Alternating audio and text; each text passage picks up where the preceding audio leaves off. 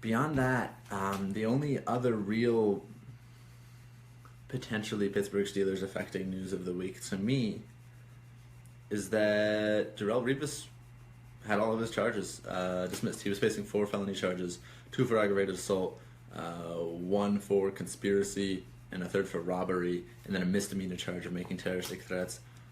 All of those charges were dismissed, I should say, by the judge, Kevin Cooper Jr., in Pittsburgh Municipal Court on Wednesday.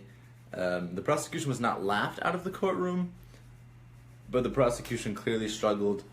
The actual, accusers corroborated much of the case that you could see the defense building for Revis throughout their time. And this was just a hearing. It seemed like a trial at times. It was just a hearing.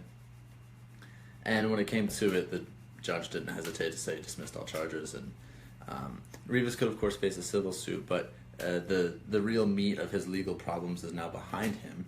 And talking to him outside of the courthouse afterward, he said, look, teams, weren't calling. They weren't talking to the several-time Pro Bowl corner who just came off a terrible season about signing for a team in free agency prior to these charges being dismissed, but he was fairly certain that they would be now. And he said it would be a dream come true for him to come and play for the Steelers. He's from Aliquippa. He played at Pitt. That's worth taking with a grain of salt because, what else is he going to say? He just came out of a courtroom, had all these charges dismissed against him, grew up watching the Steelers. Of course he's going to say, yeah, sure, that'd be great.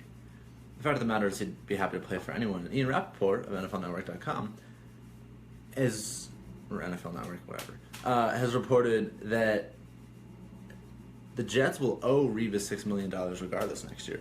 So he could conceivably play on the minimum next year for a team that wants to pinch pennies. Isn't exactly certain what will happen with Revis if his bad 2016 season was, the new norm for him. So the Steelers could conceivably save money and give him a chance. The question is, where would he play? He could conceivably have Ross Cockrell's spot as the left corner. He could challenge Artie Burns. And then there's this notion that he could play safety, which he left open. Talk Eagles. Jesse Burrows wants me to talk Eagles. He'd be the most accomplished corner on the team regardless. Yeah, Darrelle Revis, Von Fisher's weighing in. Thank you. Darrelle Revis would certainly be the most accomplished. I don't know if he's in the best form. He did say that he changed up how he trains for this season, just trying to adjust, whether it be to his age or the fact that he had to be in court hearings and legal proceedings and meetings. But the Steelers have talked about for a couple of years now wanting to play a more aggressive defense, at least last year, just really get more in receivers' faces. And Revis, conceivably, if he returns to the form that's defined most of his career, could do that for them. And he could even do so relatively cheaply as far as the Steelers are concerned against the cap. And again, they have more than $19 million in cap space right now. There's a lot of floating of, just give him like a 1-year prove it or not deal. And he's done similar things like that in his career in the past. If it makes sense for the Steelers, I don't know. It seems like he could also be a safety. But they have Mike Mitchell there, free safety. I don't think he's going anywhere. Sean Davis is there.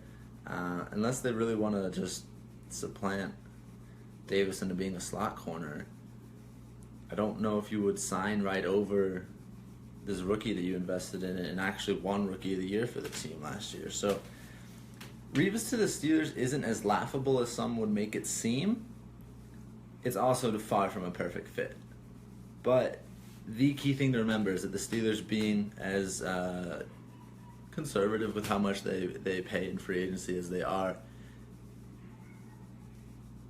Revis could be afforded under the circumstances of the Jets paying him $6 million.